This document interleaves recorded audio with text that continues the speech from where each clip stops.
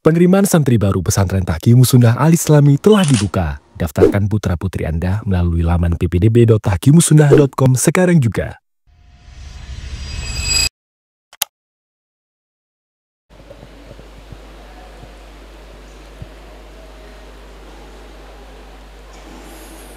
Assalamualaikum warahmatullahi wabarakatuh. Bismillahirrahmanirrahim. Innal hamdalillah. Assalatu wassalamu ala Rasulillah wa ala alihi wa sahbihi wa man walah. Asyhadu an la ilaha illallah wahdahu la syarika lah wa asyhadu anna Muhammadan abduhu wa rasuluh sallallahu alaihi wa ala alihi wa ashabihi wa sallama tasliman mazida. Ya ayyuhalladzina amanu taqullaha haqqa tuqatih wa la tamutunna illa wa antum muslimun. Ya ayyuhalladzina amanu taqullaha wa qulu qawlan sadida yuslih lakum a'malakum wa yaghfir lakum dhunubakum wa man yuti'illaha wa rasulahu faqad faza fawzan 'azima. Amma ba'du fa inna asdaqal hadits kitabullah khairal hadi hadi Muhammadin sallallahu alaihi wasallam wa sharral umuri muhdatsatuha wa inna kulla muhdatsatin bid'ah wa kulla bid'atin dhalalah wa kulla dhalalatin finnar. Allahumma 'allimna ma yanfa'una wanfa'na bima 'allamtana wa zidna ilman nafi'ah. Ikhwana fiddin wa akhwati fillah rahimani wa rahimakumullah. Alhamdulillah, kita lanjutkan kembali pembahasan kitab kita, yaitu Risalah Fadlil Islam li al-Imam ad-Da'wah Syekh Muhammad ibn Abdul Wahhab rahimahullahu ta'ala. Kita sudah menyelesaikan 3 bab. Sekarang masuk bab yang keempat. Difahami terakhir yang kita bahas adalah bab tafsiril Islam, bab penafsiran tentang al-Islam. Islam adalah tauhidullah, ya. Penafsiran Islam, Islam adalah tauhidullah, yaitu mentauhidkan Allah subhanahu wa ta'ala dalam beribadah kepada Allah subhanahu wa ta'ala. Dan dalam mewujudkan ibadah tadi harus dibangun di atas syariat yang dibawa oleh Rasulullah sallallahu alaihi wasallam. Kita ingat kalam Syekhul Islam Ibn Taimiyah rahimahullah ta'ala dalam kitabnya Al-Ubudiyah. Beliau menyatakan atau makna kalam beliau, Jima'uddin Amrani, poros agama itu ada 2. La na'budu illa Allah, tidak kita sembah kecuali hanya Allah subhanahu wa ta'ala. Ini poros yang pertama. Wala na'budullaha illa bima syara'a, dan kita tidak ibadahi Allah kecuali dengan syariat yang Allah turunkan, yaitu yang Allah turunkan kepada Rasulullah sallallahu alaihi wasallam. La na'budullaha bil bid'ah, kita tidak ibadahi Allah dengan kebid'ahan. Itu intisari Islam. Jadi Islam adalah tauhid, ibadah kepada Allah subhanahu wa ta'ala saja, dan tidak mempersekutukan Allah dengan sesuatu apapun. Dalam kita beribadah kepada Allah subhanahu wa ta'ala harus terikat dengan syariat yang datang dengannya Rasul kita yang mulia Muhammad sallallahu alaihi wasallam. Tidak boleh Allah kita ibadahi dengan bid'ah. Ibadah yang tidak pernah diberikan petunjuknya oleh Rasulullah sallallahu alaihi wasallam. Jelas ya, itu intisari penafsiran yang kemarin. Baru nanti muncul pelaksanaan dari Islam, rukun Islam dan seterusnya, ya, keindahan-keindahan Islam. Tapi dasar Islam Tafsir Islam adalah ada pada tauhidullah, mentauhidkan Allah Subhanahu wa taala dalam ibadah, dan di dalam melaksanakan tauhid tadi harus diikat dengan sunnah Rasulullah sallallahu alaihi wasallam. Kemudian ma'asyiral ikhwah wal akhwat rahimani wa rahimakumullah, bab yang keempat dari risalah ini, bab qaulillahi ta'ala wa may yabtaghi ghairal islami dinan falan yuqbala min wa huwa fil akhirati minal khasirin. Bab firman Allah Subhanahu wa taala, dan siapa yang mencari selain Islam sebagai agama bagi dia, falan yuqbala min, maka tidak akan diterima darinya agama tadi, wa huwa fil akhirati minal khasirin, dan dia di akhirat termasuk orang-orang yang merugi. Ayat ini sudah sering diulang dalam kitab kita ini, tapi pada bab ini yang itu dijadikan poin bab oleh muallif rahimahullahu ta'ala, maksudnya adalah penekanan kepada kita sekalian untuk betul-betul memperhatikan Islam. Kalau dikaitkan dengan penafsiran yang tadi, Islam adalah tauhidullah, berarti betul-betul memperhatikan tauhidullah, dan difahami bahwasannya Islam atau tauhid itu merupakan fondasi satu-satunya untuk amal ketaatan yang kita lakukan, ya. Jadi fondasi, wadah atau asas dari amal ketaatan yang kita lakukan adalah al-Islam. Yang dimaksud Islam di situ kembali kepada pembahasan yang lalu kaitannya, yaitu tauhidullah, mentauhidkan Allah, dibingkai dengan syariat yang dibawa oleh Rasulullah sallallahu alaihi wasallam. Jelas ya? Nah, barang siapa yang mencari fondasi amalnya, bingkai bagi amalnya, wadah bagi amal ketaatannya selain Islam, selain tauhid, selain sunnah Rasulullah SAW, falay yuqbala min, tidak akan diterima sebesar apapun ketaatan yang dia lakukan. Justru apa yang dia dapatkan? Wa huwa fil akhirati minal khasirin, dia di akhirat nanti akan tergolong orang-orang yang merugi. Itu maksud dari bab ini, ya. Kemudian makna yabtaghi ghairal Islam, seorang mencari selain Islam. Nah, selain Islam itu ada 3 kriteria. Agama selain Islam atau ajaran selain Islam itu ada 3 poin di sini yang masuk di dalamnya. Yang pertama, dinun mukhalifun lil islami, mukhalifun li da'watil anbiya, mukhalifun lit tauhid. Jadi yang pertama yang dimaksud selain Islam itu semua agama yang menyelisihi Islam yang dibawa oleh Rasulullah SAW, atau agama yang menyelisih dakwahnya para nabi seluruhnya, yaitu menyelisihi tauhidullah. Dinun wasaniyun, semua agama yang intinya peribadahan kepada berhala. Wasan, berhala, ya, beda wasan dengan sonam. Sonam patung, hanya yang dibentuk, dipahat itu sonam. Kalau wasan umum, mencakup patung dan selainnya.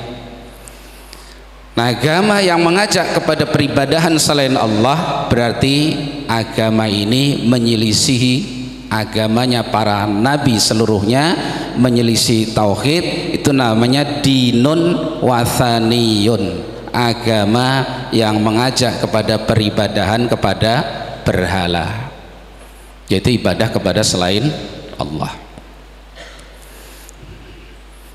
Contoh misalkan di Indonesia banyak, ada agama Hindu, ada Buddha, ada apa lagi, Konghucu, ada di Indonesia Konghucu, atau yang semisalnya, atau agamanya orang-orang yang menyembah kepada arwah-arwah misalkan, ya. Nah ini semua adalah dinun wasani, itu masuk dalam ghairal Islam. Barang siapa yang mengambil itu, mencari itu, maka tidak akan diterima oleh Allah Subhanahu wa ta'ala, dan dia di akhirat tergolong orang-orang yang merugi. Pertama. Yang kedua, dinun ja'a bihil anbiya min qabli an-nabi sallallahu alaihi wasallam, agama yang dibawa oleh para nabi sebelum datangnya Rasulullah sallallahu alaihi wasallam, dibawa oleh Nuh dan seterusnya sampai Isa alaihi salam. Maka agama ini masuk kepada ghairal Islam setelah diutusnya Rasulullah sallallahu alaihi wasallam. Karena setelah diutusnya Rasulullah SAW, semua agama dimansuh. Tidak boleh lagi seorang berpegang teguh dengan agama yang sebelumnya tanpa mengikuti agama yang datang dengannya Rasulullah SAW setelah diutusnya Rasulullah Sallallahu Alaihi Wasallam. Kemarin sudah diterangkan, andaikan Yahudi mengklaim mereka mengikuti Musa, atau Nasrani mengklaim mereka mengikuti Isa setelah diutusnya Rasulullah SAW, maka pendakwaan itu adalah pendakwaan yang batil. Karena setiap Rasul yang diutus oleh Allah SWT diberi pesan oleh Allah, nanti kalau datang Nabi setelahnya, dia harus ikrarkan kenabian tadi, dan umatnya disampaikan seperti itu untuk mengikuti Nabi yang datang setelahnya. Nah, Nabi yang datang setelah dan terakhir adalah Rasul kita yang mulia Muhammad sallallahu alaihi wasallam. Berarti setelah datangnya Rasulullah tidak boleh lagi agama-agama yang sebelumnya, syariat-syariat yang sebelumnya tetap diperjalankan, diikuti, padahal sudah dimansuh dengan datangnya syariat Rasulullah sallallahu alaihi wasallam. Jelas ya, itu yang kedua. Dari sini diyakini nggak ada loh agama Yahudi, itu nggak ada. Yahudi itu nama sekte, kelompok dari ahlul kitab, ya. Tidak ada agama Nasrani, itu nggak ada. Karena Musa datang dengan agama apa? Islam. Isa datang dengan agama Islam. Mereka berpesan, andaikan nanti datang lagi Rasul setelahku, wajib kalian mengikuti Rasul tersebut. Kalau kalian menjumpai Rasul tersebut sudah diutus oleh Allah Subhanahu wa ta'ala. Kok masih bertahan pada agama Isa, padahal sudah hadir Rasulullah sallallahu alaihi wasallam dengan syariat yang dibawanya? Berarti itu agama yang batil, falayyuqbala min, tidak akan diterima oleh Allah Subhanahu wa ta'ala. Meskipun mereka menyembah Allah, apalagi ajaran Musa dan Isa itu sudah dipalingkan, sudah dirusak, sudah diselewengkan dengan penyelewengan yang jauh, sehingga agama tauhid yang dibawa oleh Musa, agama tauhid yang dibawa oleh Isa menjadi dinun wathaniyun, agama yang isinya peribadahan kepada berhala, menyembah salib, menyembah Uzair yang disangka itu adalah anaknya Allah. Wa qalatil yahudu al-Uzair ibnullah, wa qalatin nasara al-Masih ibnullah. Ya. Nah, itu yang kedua. Jadi nggak ada istilah al-ittihad bainal adyan, persatuan antara agama, nggak ada. Dan jangan berdalil dengan bolehnya muslim menikahi wanita ahli kitab. Oh berarti mereka itu di atas kebenaran. Tidak, itu bukan tazkiyah kepada akidahnya yang menyimpang. Ini hanya di poin yang terkecil, itu pun ada perinciannya di kalangan ulama. Wanita yang seperti apa dari ahli kitab yang dibolehkan. Sembelihan mereka halal bagi kaum mukminin, itu pun ada perinciannya. Sebagian ulama menjelaskan kalau kita jelas-jelas mengetahui bahwa mereka menyembelihnya itu adalah bismi al-masih atau bismi Yesus misalkan, maka tidak halal sembelihan itu. Karena itu uhilla li ghairillahi, berarti sudah disembelih dengan nama selain Allah. Jelas yang kedua ya, itu yang ghairal islami dina. Yang ketiga masuk dalam ghaira islami dina, man yadda'il Islam, orang yang mengklaim dirinya muslim, dah menerima Islam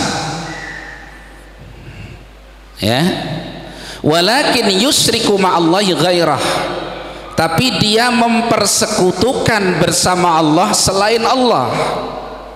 Katanya muslim, tapi sarafan nau'an minal ibadat li ghairillah, memalingkan salah satu jenis ibadah yang mestinya hanya untuk Allah diberikan kepada selain Allah ya. Maka orang yang semacam ini yanqudu tauhidahu, tauhidnya batal. Kalau tauhidnya batal berarti dia memilih din selain dinul Islam. Karena Islam apa tadi? Islam isinya tafsirnya adalah tauhid.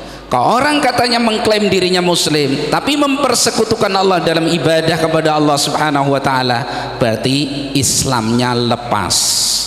Kok itu dia pilih, dia pertahankan, mati dalam keadaan seperti itu, maka dia masuk dalam dua kriteria. Fala yuqbala minhu, Allah tidak terima agama yang dia laksanakan, ketaatan-ketaatan yang dia kerjakan, wa huwa fil akhirati minal khasirin, dan dia di akhirat termasuk orang-orang yang merugi. Kan itu Allah tegas menyatakan dalam surat Al-Maidah, innahu may yusyrik billah faqad harramallahu alaihi al-jannah wa ma'wahun nar wa ma lidh-dhalimin min ansar. Sesungguhnya siapa saja yang mempersekutukan Allah di dalam beribadah kepadanya, Allah sungguh haramkan atasnya surga dan Allah tempatkan dia di dalam neraka, dan tidak ada bagi orang-orang yang zalim seorang penolong pun. Orang-orang zalim di sini yang dimaksud al-musyrikun. Zulmun di situ itu syirik. Sebagaimana dalam ayat Allah, inna syirka la zulmun adzim. Sama seperti dalam ayat Allah, alladzina amanu wa lam yalbisu imanahum bidzulmin. Orang-orang yang beriman dan tidak mencampurkan keimanannya dengan kezaliman. Kezaliman di sini ditafsirkan dengan kezaliman dalam surat Luqman, yaitu syirkul akbar, syirik besar. Jelas ya, itu tiga kriteria. Maka maksud bab ini bukan hanya sekedar orang yang mengklaim mengaku muslim, tapi ditekankan Islam yang sah, yang betul-betul terjaga tafsirul Islam tadi, dan dia mati di atas Islam yang sah tersebut, bukan sekedar pengakuan bahwa dia di atas Islam.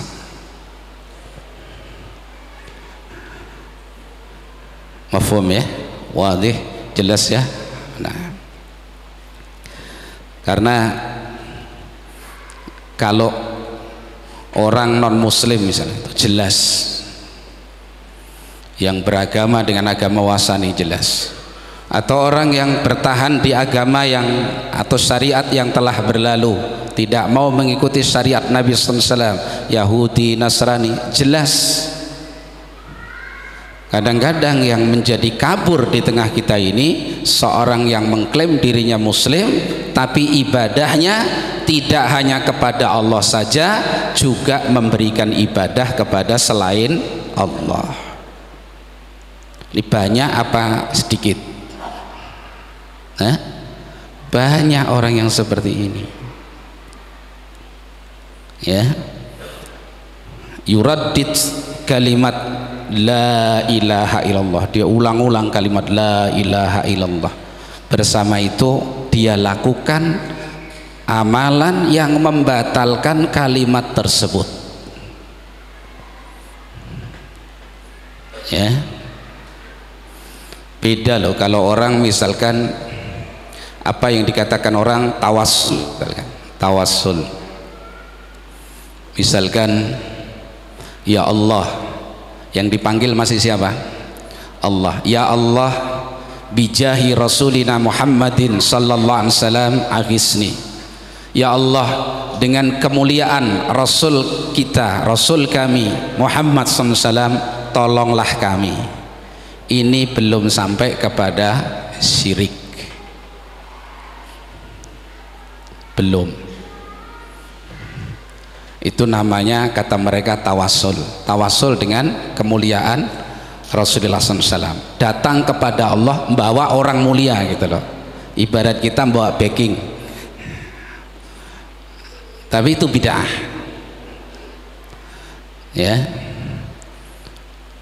Dan ini pengkhabaran, jangan jadikan dalil. Itu sebenarnya ada ikhtilaf ulama di situ. Ada yang membolehkan,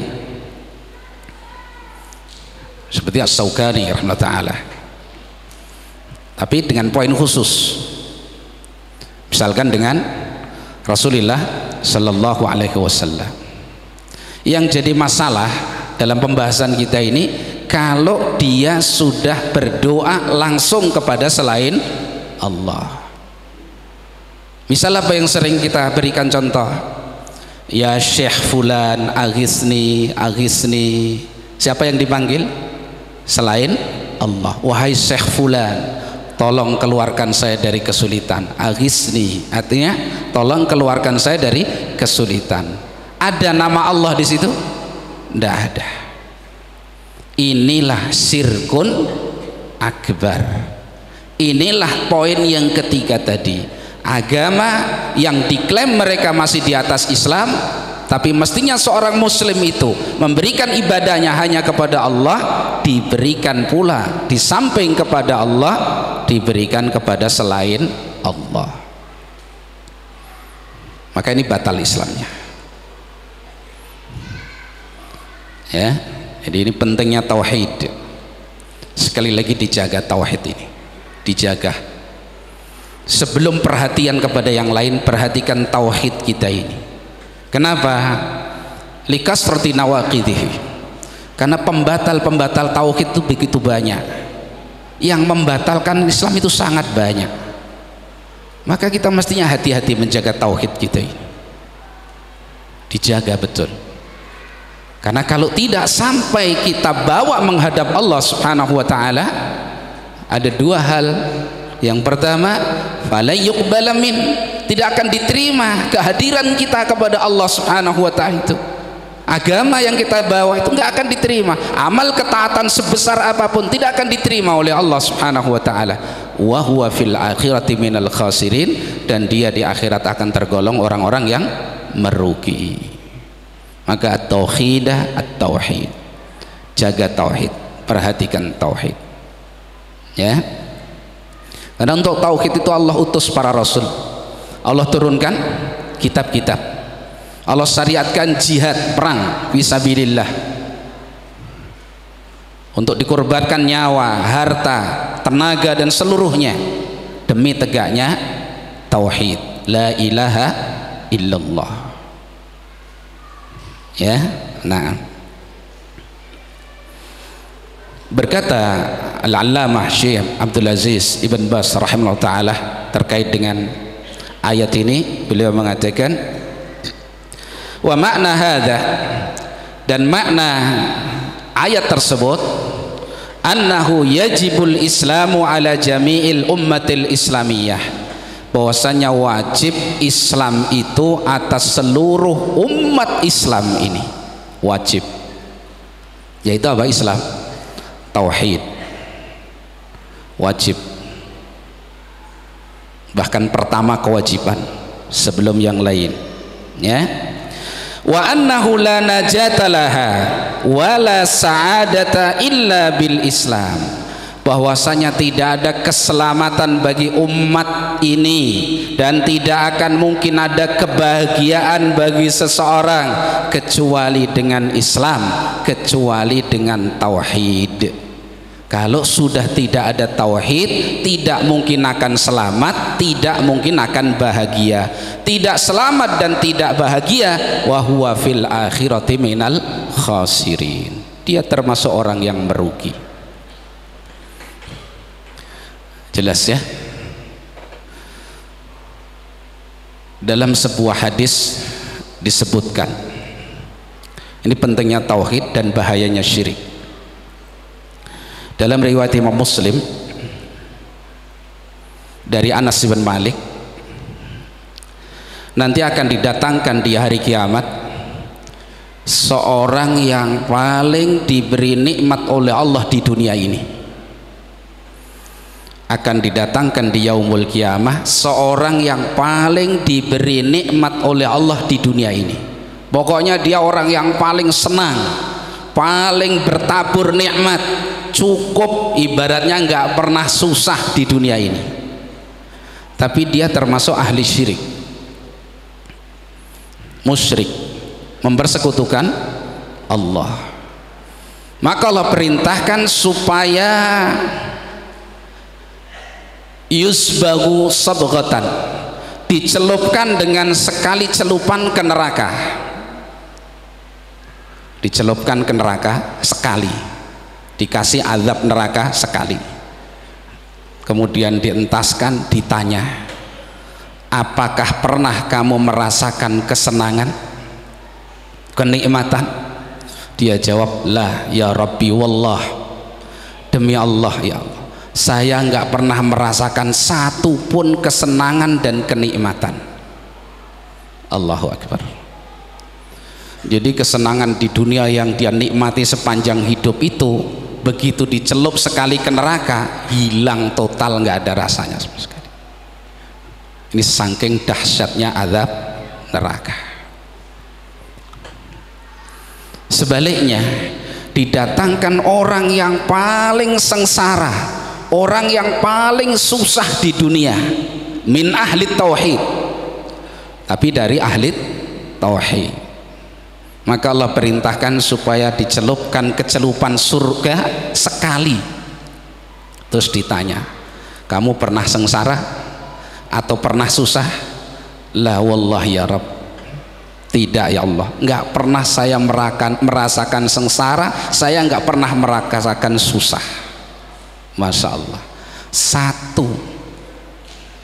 satu celupan dari nikmat surga itu menjadikan kita lupa dengan segala kesengsaraan yang dialami di dunia ini. Maka jaga tauhid, hati-hati dari kesyirikan.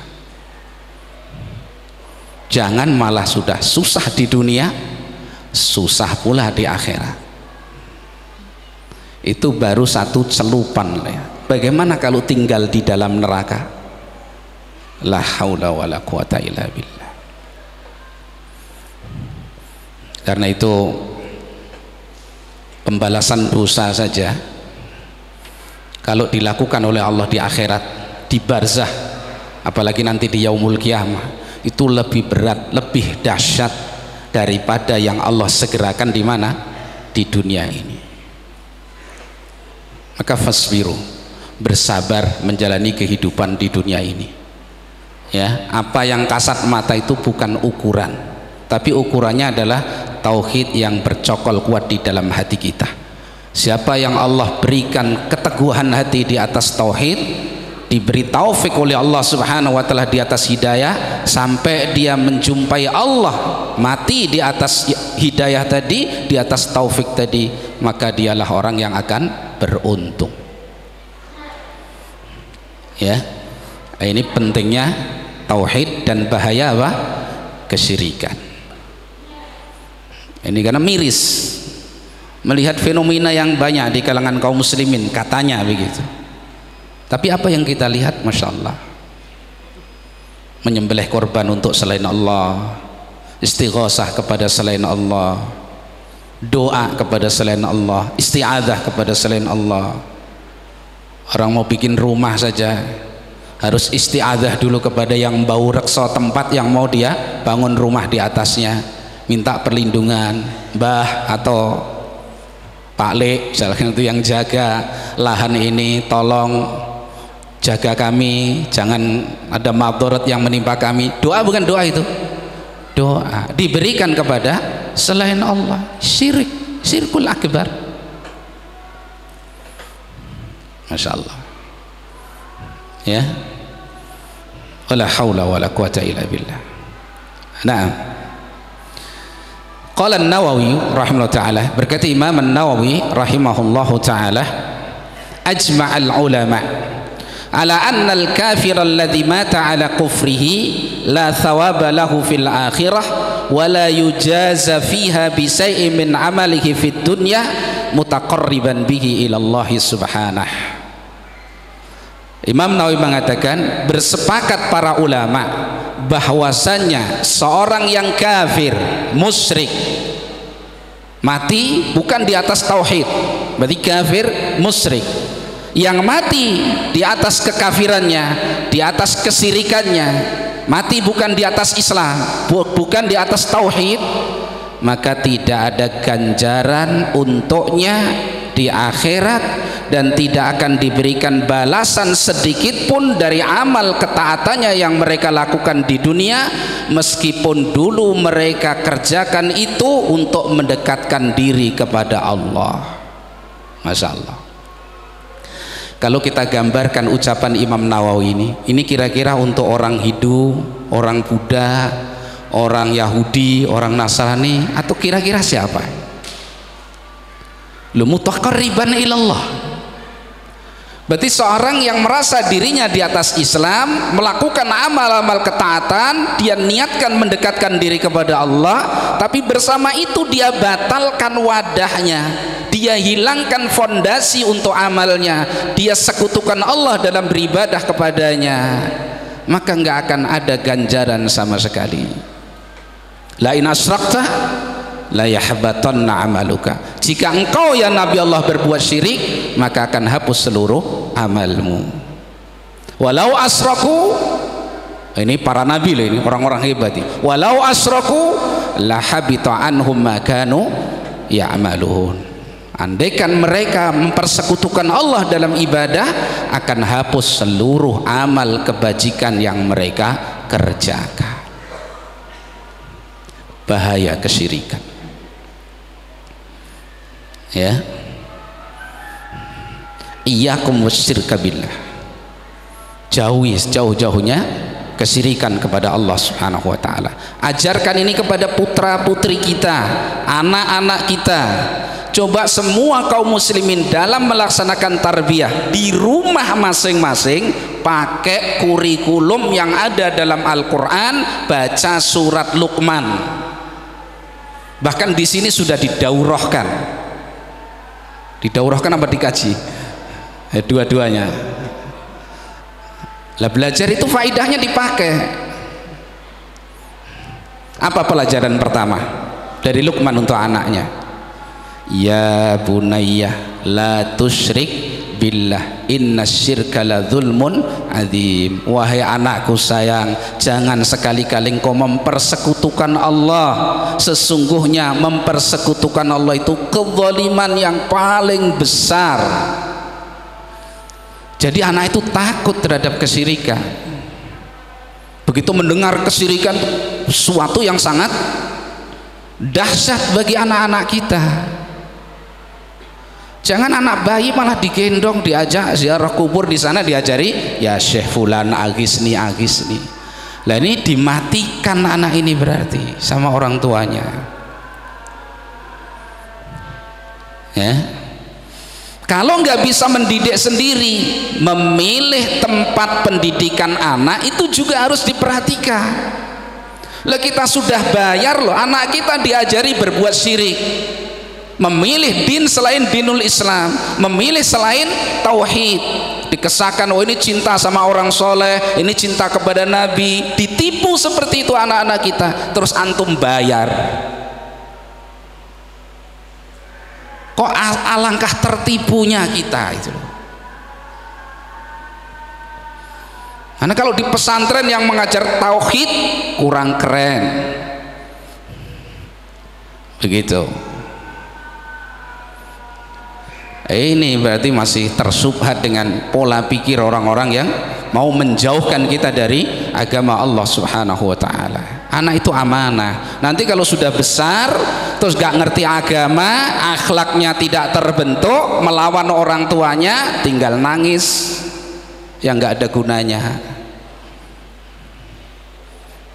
Karena orang tua sekarang terlalu longgar,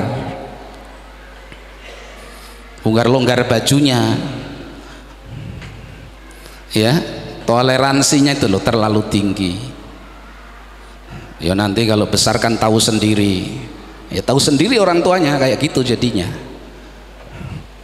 Anak ya jangan dipaksa-paksa, lo bukan dipaksa, dididik. Yang nyuruh itu Allah loh ya.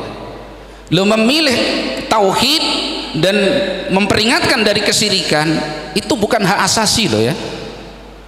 Siapa yang bilang agama itu hak asasi? Gak punya dalil. Agama itu haknya Allah. Allah turunkan dan wajib untuk diambil agama tadi. Kalau enggak, maka akan berhadapan dengan Allah Subhanahu wa ta'ala. Begitu ya, ini diperhatikan seperti itu. Jadi kesimpulan dari ayat tadi, al-Islam asasun liqabuli jami'it ta'at.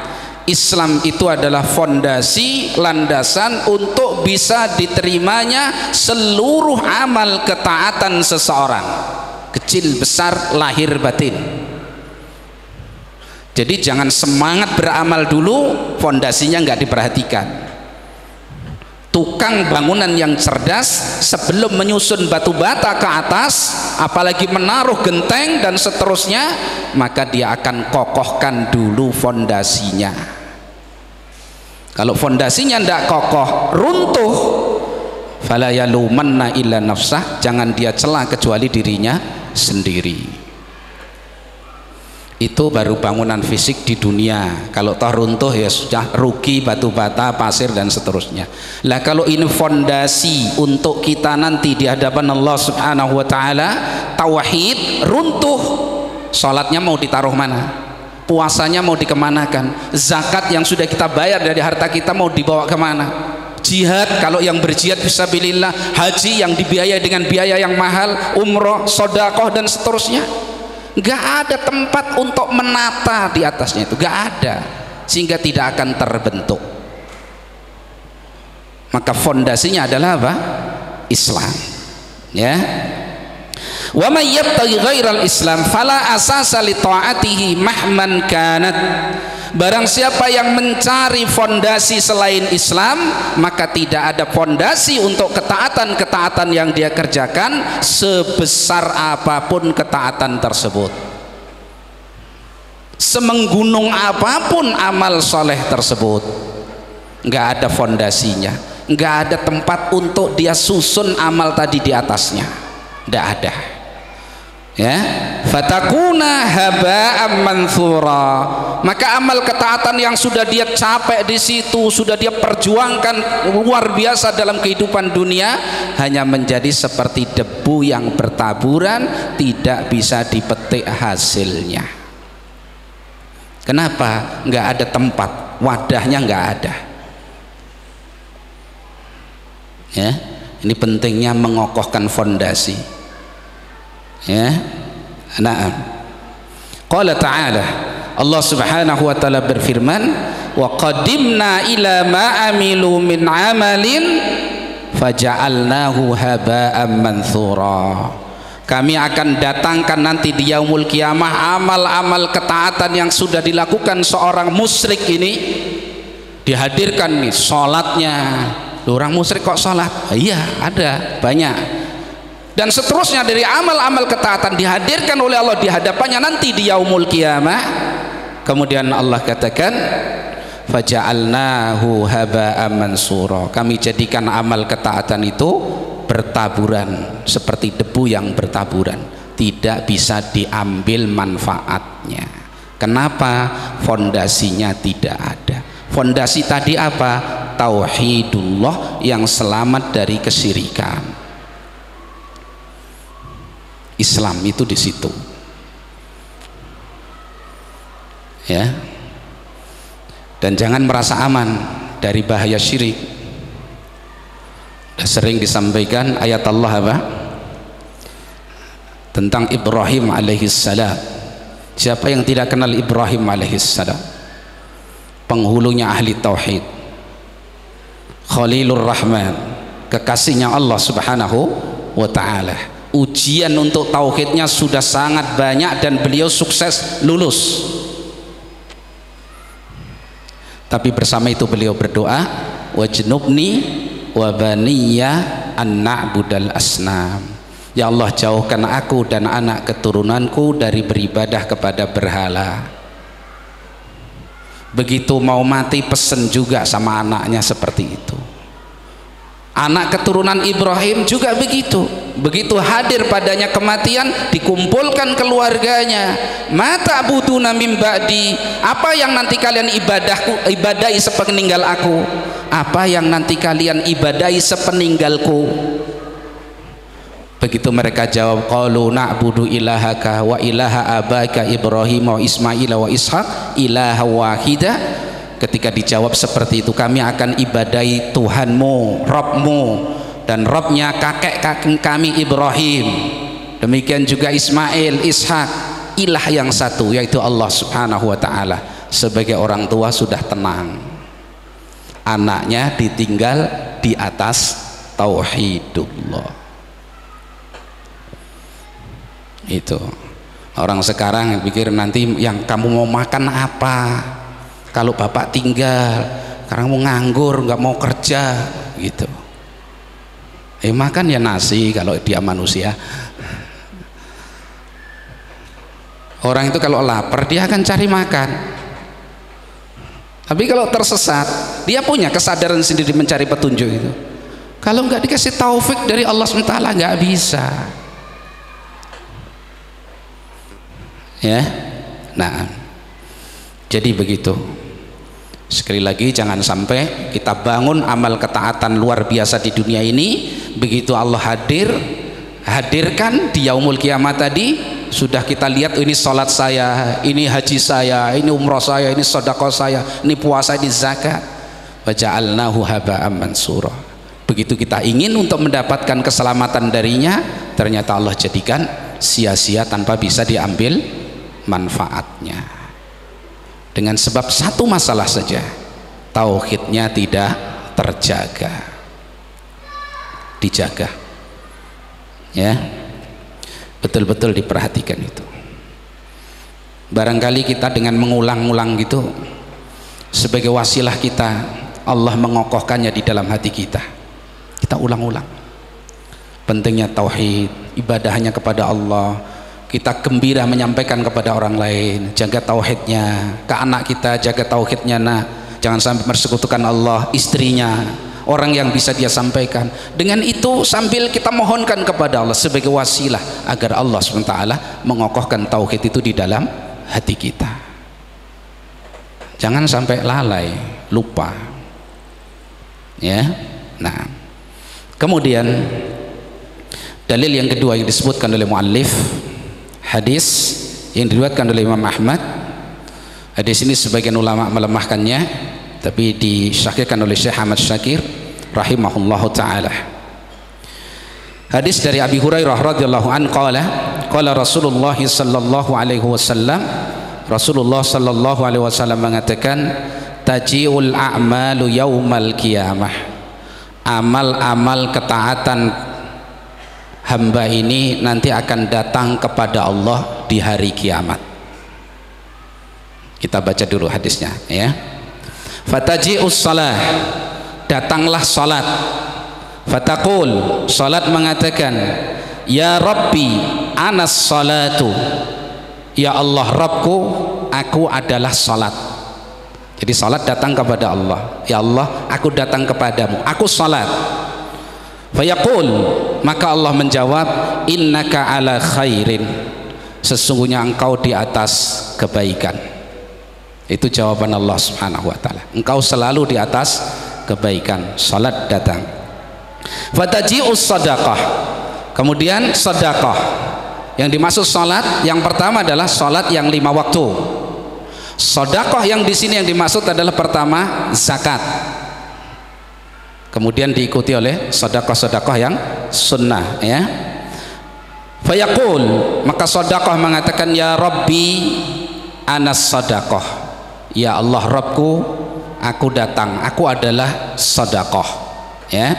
Fayaqul, maka Allah menjawab, innaki ala khairin, sesungguhnya engkau di atas kebaikan. Jawabannya sama seperti ketika datang apa? Salat ya. Summa taji'us siyam, kemudian puasa juga datang kepada Allah subhanahu wa ta'ala ya. Summa yaji'us siyam, kemudian datanglah puasa kepada Allah subhanahu wa ta'ala. Fayaqulu ay ya Rabbi anas siyam, ya Rabbku aku puasa. Fayaqul, maka Allah menjawab innaka ala khairin, sesungguhnya engkau di atas kebaikan. Jawabannya sama ya. Nah, summa taji'ul a'malu ala dzalik, kemudian terus amal ketaatan semua nanti di yaumul qiyamah datang kepada Allah, dari jihad, talabul ilmi dan seterusnya, dari amal-amal kebajikan semua datang kepada Allah, dan semua Allah jawab innaki ala khairin, sesungguhnya engkau di atas kebaikan. Jelas ya sampai situ hadisnya. Kemudian dilanjutkan hadisnya, summa yaji'ul Islam, kemudian datanglah Islam. Nah, ini yang jadi pembahasan kita. Kemudian datanglah Islam. Fayaqul, lalu Islam berkata, ya Rabbi, wahai Rabbku, antas salamu wa ana al islamu, wahai Rabbku, engkau adalah as-salam, di antara nama Allah itu as-salam, engkau adalah as-salam dan aku Islam. Ini kata Islam datang kepada Allah, ya Allah Rabbku, engkau adalah as-salam dan aku al-islam ya. Fayaqulullahu ta'ala, maka Allah menjawab kedatangan Islam tadi, innaka ala khairin, sesungguhnya engkau di atas kebaikan. Jawabannya sama dengan amal-amal yang lain. Kemudian Allah tambahkan, bikal yauma akhudu wa bika yauma u'ti, hari ini denganmu, dengan landasan engkaulah aku memberikan hukuman, dan dengan landasan engkaulah aku memberikan ganjaran. Itu jawaban untuk Islam ya. Qala Allah Ta'ala fi kitabih, kemudian di akhir hadis menyebutkan firman Allah Subhanahu wa taala, wa may yabtaghi ghairal islami dinan falyuqbala minhu wa huwa fil akhirati minal khasirin. Siapa yang mencari dari selain Islam sebagai agama, maka tidak akan diterima oleh Allah, dan dia di akhirat termasuk orang yang merugi. Itu nas hadisnya. Kemudian yang pertama, sebelum kita bahas tentang poin yang terkait dengan bab kita, ada faedah yang perlu kita jelaskan. Yang pertama, ketika Nabi SAW mengatakan taji'ul a'malu yaumal qiyamah, amal-amal ini akan datang nanti di yaumul qiyamah. Datang salat, datang zakat, datang puasa. Kok bisa datang amal itu? Padahal amal itu kan abstrak, nggak ada bendanya. Justru ini jadi dalil bahwa amal ketaatan itu nanti di yaumul kiamah akan Allah wujudkan berbentuk fisik. Tajsidul a'mal. Jadi amal itu diwujudkan fisik sehingga datang dan bisa bicara. Lah apa bisa? Innallaha ala kulli syai'in qadir. Sesungguhnya Allah Maha mampu. Jelas ya? Jadi salat nanti wujudnya salat berbentuk fisik. Seperti apa? Wallahu alam bishawab. Dan itu sangat mungkin. Bahkan di hadis yang panjang tentang nikmat dan adab kubur, hadis yang panjang, hadis Jabir, ketika Nabi hadir menguburkan jenazah, kemudian Nabi memberikan nasihat yang panjang gitu ya. Hadis itu seorang mukmin ketika sudah dikuburnya ditanya oleh Allah, diberi pertanyaan kubur. Berapa pertanyaan kubur itu? 3 bahkan 4. Siap-siap ini ditanya kubur. Siapa Tuhanmu? Siapa nabimu? Apa agamamu? Apa ilmumu? Nanti ilmunya ditanya gitu. Ya, dikubur. Yang pokok dalam hadis tersendiri 3, yaitu an rabbihi wa an nabiyyihi wa an dinihi. Maka dari ini Syekhul Islam Muhammad bin Abdul Wahhab menyusun kitab Salasatul Usul atau Al-Usulus Salasah, 3 landasan pokok. Itu dipelajari. Mukmin sukses menjawab fitnah kubur tadi, pertanyaan kubur tadi. Begitu sukses, maka kuburnya penuh dengan nikmat. Dibentangkan permadani dari surga, dibukakan aroma dari surga. Ini kubur loh ya. Antum nggak bisa hukumi di dunia. Mana dibongkar ya kayak gitu. Kita imani ini kabar dari Rasulullah sallallahu alaihi wasallam. Diluaskan kuburnya sejauh mata memandang. Begitu dikubur yang luas, kubur sempit apa luas? Kubur antum itu sempit apa luas? Ya, kalau kita orang yang beruntung di alam sana namanya barzah, diluaskan kuburnya seluas mata memandang. Dan ini harus dibaca dengan iman.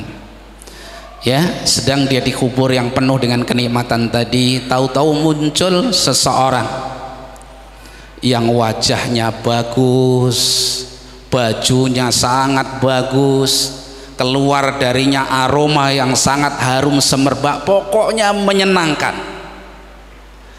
Lah mukmin penghuni kubur tadi tanya, kamu ini siapa? Wajahmu membawa kebaikan, pakaianmu membawa kebaikan, aromamu menyenangkan membawa kebaikan. Apa jawab orang ini? Ana amalukas saleh, aku adalah amal solehmu. Nah itu, ini diimani supaya nggak males dan pelit beramal soleh. Nanti yang untung siapa tak? Yang untung kita. Antum sodakoh sebanyak apapun misalkan di jalan Allah ikhlas, itu yang untung yang disodakoh atau kita atau sebenarnya kita. Kalau kita imani kabar dari Nabi SAW ini. Lah amal tadi yang abstrak, yang maknawi, nggak ada wujudnya, Allah wujudkan. Temen yang baik nemeni kita di mana? Di kubur. Bukan istri antum yang nemeni, istrinya bukan suami, apalagi suaminya nggak bagus, nggak bisa nemeni. Yang nemeni apa? Amal soleh. Makanya orang yang mati itu sudah habis kesempatannya. Kalau bisa balik, dia mau balik, mau beramal soleh. Lah kita ini yang masih diberi kesempatan, jangan ditinggal tidur. Kalau bisa tidur pun amal soleh. Itu. Kalau kita sibuk dengan ini, kita akan dijauhkan oleh Allah dari memaksiati Allah. Coba lisan kita sibuk dengan Al-Quran, dengan zikrullah.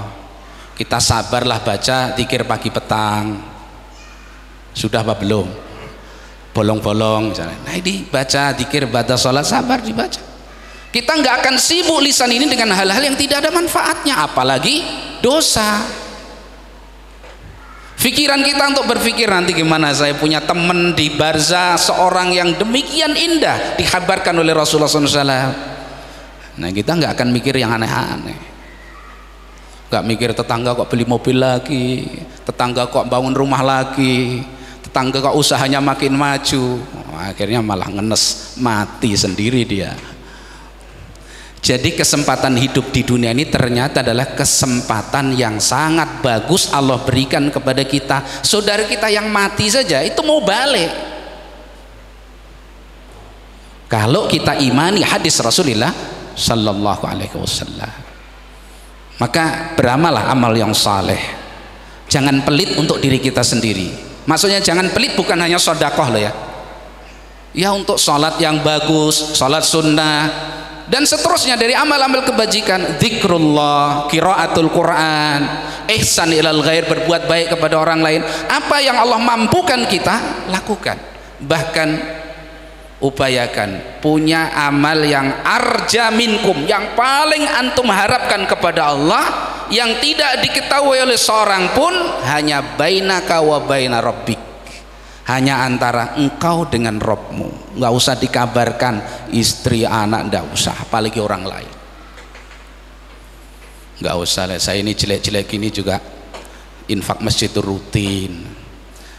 Terus yang dikabari cuman saya bisa ngapain? Nggak punya apa-apa juga. Yang dikabari cuman teman-temannya, apa kira? Apa diapresiasi? Masya Allah antum begini, malah nanti riya, gagal semuanya malah. Nah itu, intubdus sadaqati fa ni'mahi. Kalau kamu nampakkan sedekahmu bagus. Wa in tukhfuha wa tu'tuhal fuqara fa huwa khairul lakum. Kalau kamu sembunyikan dan laksanakan sendiri, maka sedekah yang afdal itu yang dihantar sendiri, gak usah nyuruh orang. Bukan tidak boleh, tapi kalau mau fadilah yang paling besar. Umar bin Khattab itu karena tanggung jawab dipanggul sendiri tuh karung gandum itu menuju kepada perempuan janda yang kelaparan anaknya itu, dipanggul sendiri. Itu Amirul Mukminin, sampai Aslam pembantunya itu, ya Amirul Mukminin biar saya yang bawa. Apa kamu sanggup menanggung beban saya nanti di hadapan Allah? Lu diam, nggak sanggup, panggul sendiri. Ini Amirul Mukminin, nggak jaga imet. Lu kita ini nggak siapa-siapa lo, jaga imetnya terlalu berlebihan. Yo gengsi lah, Ustadz kok suruh manggul karung. Ya, itu yang paling afdal. Bainaka wa baina rabbik, sembunyikan sehingga nanti kita petik hasilnya. Ada amalan sirriyah, amalan yang kita hanya bersepi dengan Allah Subhanahu wa taala. Ya. Kemudian hadis kelanjutannya, seorang yang gagal menghadapi ujian kubur dari orang-orang kafir, munafik dan orang-orang yang pendosa, maka dikubur, kuburnya disempitkan oleh Allah Subhanahu wa taala sampai tulang rusuknya berselisih. Ngerti maksudnya tulang berselisih? Tadinya kan begini tulang rusuk, berselisih sampai seperti ini, disempitkan, dibentangkan, dialaskan di kuburnya itu alas dari neraka. Itu baru di barzah loh ya. Ditiupkan kepadanya aroma dari neraka dan dinampakkan tiap pagi dan petang calon tempatnya di neraka. Masya Allah. Jadi ngelihat nanti saya di situ lebih susah lagi, nggak ada harapan. Begitu menikmati kesusahannya seperti itu, tahu-tahu muncul seorang yang wajahnya buruk, pakaiannya buruk, aromanya busuk, muntin, kayak bau bangkai. Ditanya, kamu ini siapa? Orang kok bawa sial? Saya sudah sial, kamu udah bawa sial. Ana amaluka as-sayyi'ah, saya adalah amalmu yang jelek. Nah coba itu, Jangan kita beramal buruk, nggak ketahuan orang, atau banyak yang mengikuti kita, gembira seakan-akan sukses. Loh, baca hadis ini, imani hadis ini. Yang rugi itu kita. Jelas ya?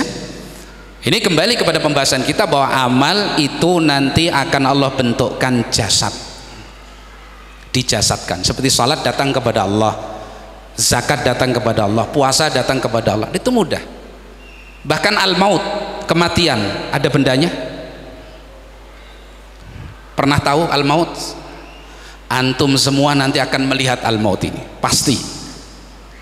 Nanti kenal. Sekarang belum, hampir. Ada bendanya, ini ada fisiknya al-maut itu? Tidak ada. Rasulullah SAW menghabarkan nanti akan didatangkan al-maut kahai'ati kapsin amlah, dengan bentuk seekor domba yang putih bersih kayak garam, warna putihnya. Fayudbah bainal jannati wan nar, lalu disembelih al-maut, kematian itu antara surga dan neraka. Ini kabar Nabi SAW. Kalau al-maut sudah disembelih, sudah nggak ada, berarti apa? Ahlil jannah hidup kekal, tidak ada mati. Yang di neraka hidup kekal, tidak ada mati. Karena al-maut sudah tidak ada. Nah, al-maut yang abstrak, yang maknawi, nggak ada bentuknya, mudah sekali Allah wujudkan seekor kibas. Harus kita imani. Jelas ya? Innallaha ala kulli syai'in qadir.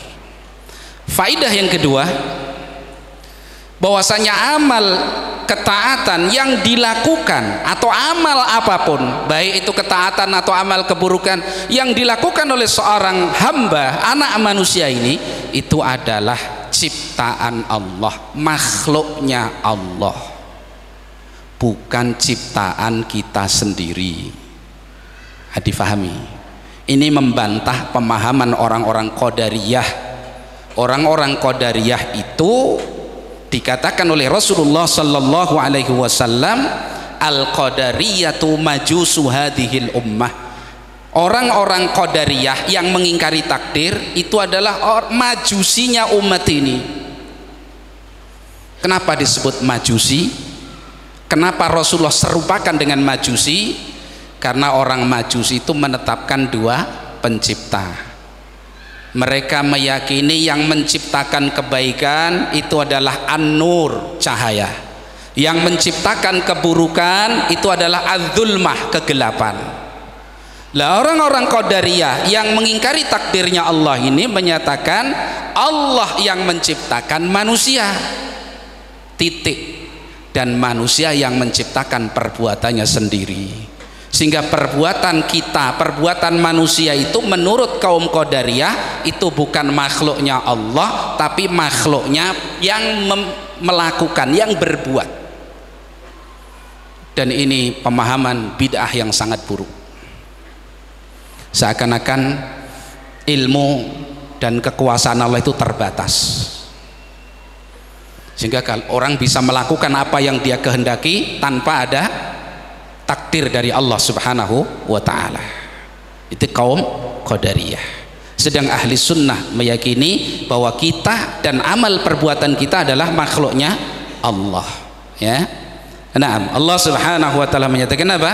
Wallahu khalaqakum wa ma ta'malun. Allah yang menciptakan kalian dan Allah yang menciptakan amal perbuatan kalian. Jadi yang menciptakan amal kita ini Allah, tapi yang melakukan amal tadi kita. Jelas ya? Yang menciptakan amal tadi Allah, yang melakukan amal tersebut kita. Sehingga kalau kita mendapatkan, kalau itu baik ganjaran dari Allah, itu fadilah dari Allah SWT. Kalau kita melakukan keburukan, itu atas pilihan kita.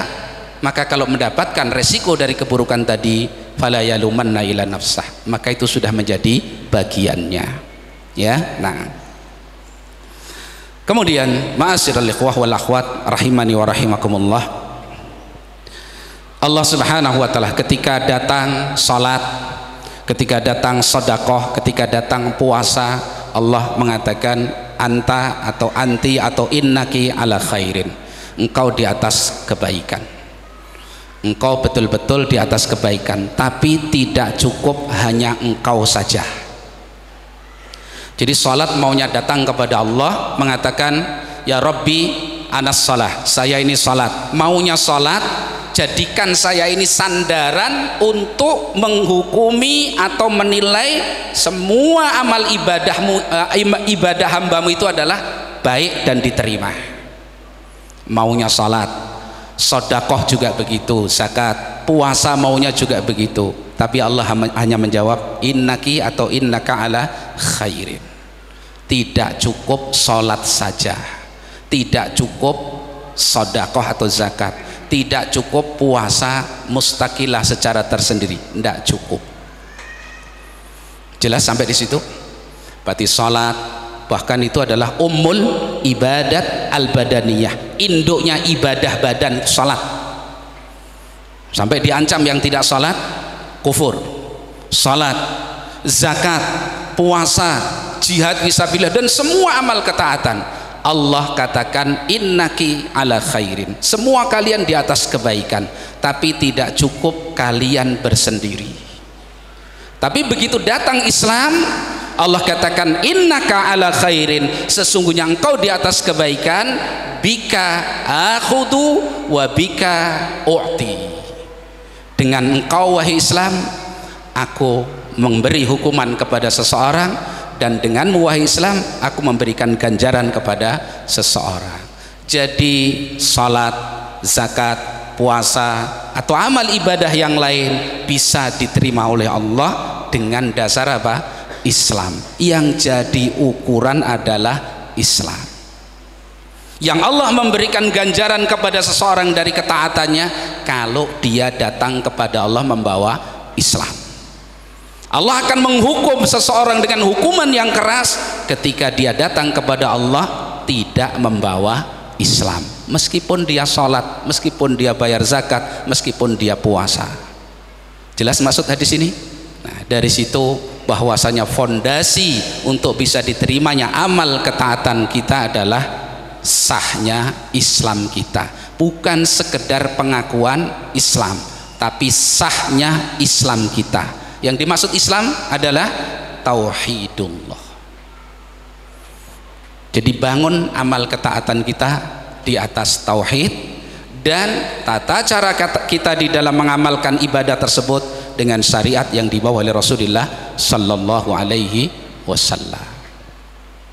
Jelas ya? Nah itu. Jadi Allah tidak menerima kecuali yang didasari, dibingkai, fondasinya adalah Islam, wadahnya adalah Islam.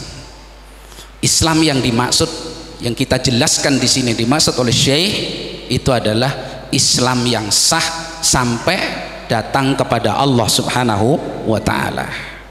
Tauhidullah, bukan sekedar pengakuan sebagai seorang muslim. Berarti ini pentingnya apa? Tauhid. Bahaya kesyirikan. Pentingnya mengikat ibadah kita dengan sunnah. Bahaya bid'ah. Faman kana yarju liqa'a rabbih falyamal amalan salihan wala yusyrik bi ibadati rabbih ahada. Barang siapa yang menginginkan pertemuan yang indah dengan Rabbnya Allah Subhanahu wa taala, hendaklah dia penuhi dua syaratnya. Falyamal amalan salih, hendaklah dia beramal amalan yang saleh. Apa itu amal saleh? Amal yang dibangun di atas sunnah Rasulullah sallallahu alaihi wasallam. Apakah cukup itu sendiri? Tidak. Wala yusyrik bi ibadati rabbih ahada. Dan syarat kedua, dia tidak mempersekutukan Allah di dalam beribadah kepada Allah dengan seorang pun. Ini yang ma'ruf dikenal oleh para ulama, para penuntut ilmu dengan dua syarat diterimanya amal. Amal harus dibangun di atas keikhlasan. Puncak keikhlasan adalah tauhidullah, dan amal harus dibangun di atas tuntunan sunnah Rasulullah sallallahu alaihi wasallam. Nggak cukup niat loh ya, nggak cukup. Ini banyak orang tertipu gitu. Yang penting ikhlas. Bagaimana mungkin seorang itu bisa ikhlas yang betul-betul dimaui itu adalah karena Allah, sedang dia melanggar syariat Allah Subhanahu wa ta'ala. Karena itu kalau boleh kita tambahkan penjelasan tersebut, hendaknya ada dua hal, jujur dan ikhlas. Ini dua hal yang tidak boleh dipisah. Kadang orang ikhlas tapi tidak jujur, itu mungkin kebanyakan kita. Ini saya nggak ingin katakan dalam muamalah, dalam ibadah. Salat insya Allah ikhlas, insya Allah ya ikhlas karena Allah. Tapi kadang kita nggak jujur dalam salat kita. Itu udah nggak jujur. Wong nyuruh, syariat Rasulullah itu menyuruh kita kalau salat berdiri, pandangan kita ke arah tempat sujud, kok malah ke sana kemari. Nggak jujur itu namanya. Sedekapnya nggak sungguh-sungguh, misalkan waktu sedekap, atau rukuknya ya belum lurus diangkat lagi, nggak jujur. Ikhlas, insya Allah ikhlas, dia cari Allah tapi nggak jujur. Kan itu kullu sadiqin mukhlisun walaysa kullu mukhlisin sadiqan. Setiap orang yang jujur itu pasti ikhlas, tapi yang ikhlas belum tentu jujur. Maka dikumpul, jadilah jujur udah. Ya ayyuhalladzina amanu taqullaha wa kunu ma'as sadiqin. Wahai orang-orang yang beriman, bertakwalah kamu kepada Allah, takut kepada Allah, dan jadilah kamu bersama orang-orang yang jujur. Bersama itu ya Rasulullah, para sahabat, orang-orang yang jujur. Terus kita juga jujur, biar dikumpulkan bersama orang-orang yang jujur. Kalau ingin tahu besarnya pahala jujur kepada Allah itu, baca di akhir surat Al-Maidah ya. Iya, surat Al-Maidah di akhir. Itu. Hadza yaumu yanfa'us shadiqina sidquhum lahum jannatun tajri min tahtiha al-anharu khalidina fiha abada radhiyallahu anhu wa radu'an dzalikal fawzul mubin. Hari ini adalah hari bermanfaat, kejujuran orang yang jujur. Bagi mereka surga yang mengalir di bawahnya sungai-sungai, mereka kekal di dalamnya selama-lamanya. Allah ridha kepada mereka dan mereka ridha kepada Allah Subhanahu wa taala. Ini adalah keuntungan yang jelas, yang na'am dzalikal fawzul mubin nab'adim saya lupa. Dzalikal fawzul azim, itulah keberuntungan yang besar. Nah, jadi jujur. Kalau kita jujur, insya Allah kita ikhlas. Ya, ibadahnya seperti itu. Nah, kemudian ma'asyiral muslimin rahimani wa rahimakumullah, dalil yang ketiga disebutkan muallif, hadis yang sudah kita bahas sebelumnya. Qaul Nabi sallallahu alaihi wasallam, man 'amila amalan laisa 'alaihi amruna fahuwa raddun. Barang siapa mengamalkan suatu amalan yang tidak di atasnya urusan kami, maka amalan tersebut tertolak. Tertulis di nas kitab rawahu Ahmad, hadis riwayat Imam Ahmad. Padahal hadis ini riwayat Imam Muslim, meskipun Imam Ahmad juga meriwayatkan. Apa faidah yang bisa kita ambil sini?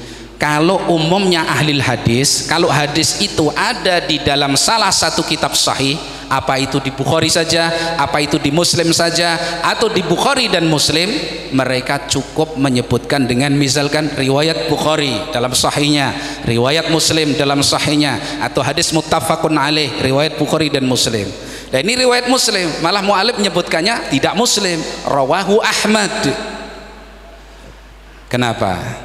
Karena sebagian Hanabilah atau bahkan mayoritas Hanabilah, yaitu orang-orang yang berada di dalam madhab Imam Ahmad ibn Hanbal, sangat cinta dan mengagungkan Imam Ahmad, sehingga hadis meskipun diriwayatkan Muslim, kadang-kadang karena bilang ta'assub apa bukan ini namanya, saking cintanya kepada Imam Ahmad, disebutlah perawi yang dari imamnya, rawahu Ahmad.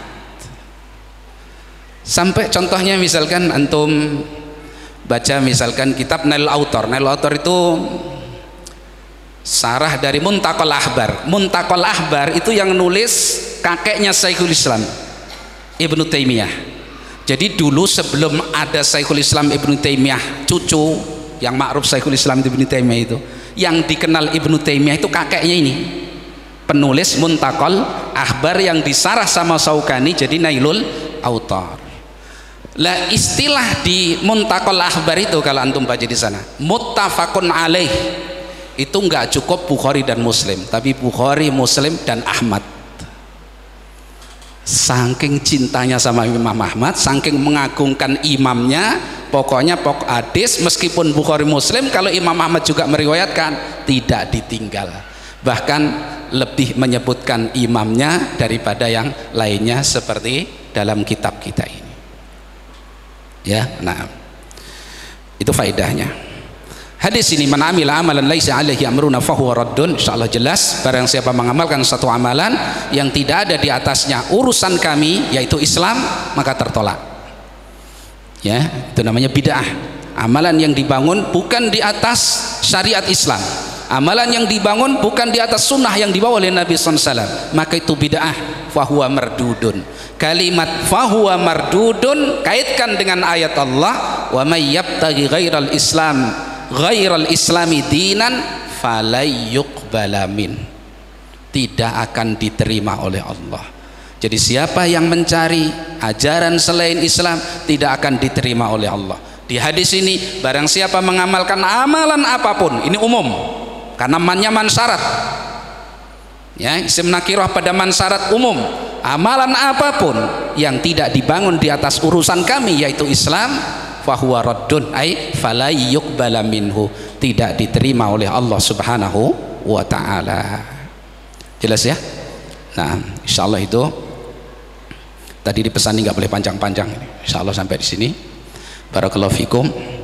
Mudah-mudahan yang kita kaji pada malam hari ini bisa memberikan manfaat, dan selesai bab yang keempat. Insyaallah nanti kita lanjutkan bab berikutnya bi'aunillahi subhanahu wa ta'ala. Sallallahu wasallam wa baraka ala nabiyyina Muhammadin wa ala alihi washabbihi ajma'in. Subhanakallahumma hamdik, asyhadu an la ilaha